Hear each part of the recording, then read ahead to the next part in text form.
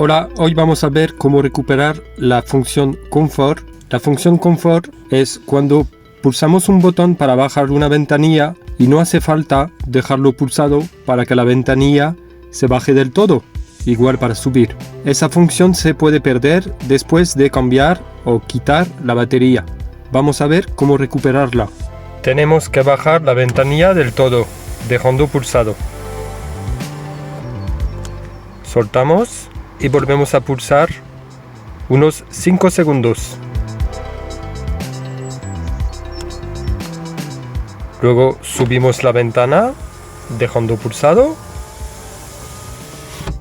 Soltamos y dejamos pulsado unos 5 segundos.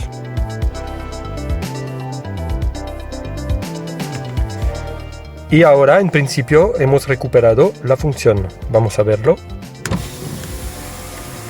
Y la ventana baja sola. Para subir,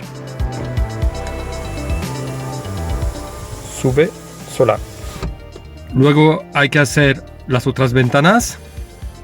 Podemos hacerlo todo desde aquí o desde cada ventana, como queremos.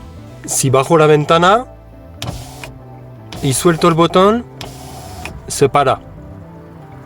La bajo del todo.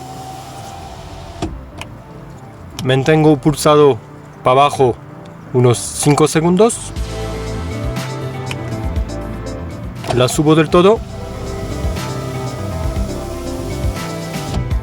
Suelto y empujo unos 5 segundos hacia arriba.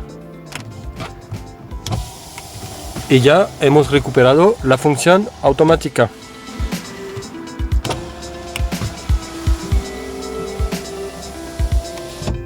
Y listo. Espero que el video os haya gustado y que os sea útil. Por favor, darme un like y no olvidéis suscribiros para no perder ningún video.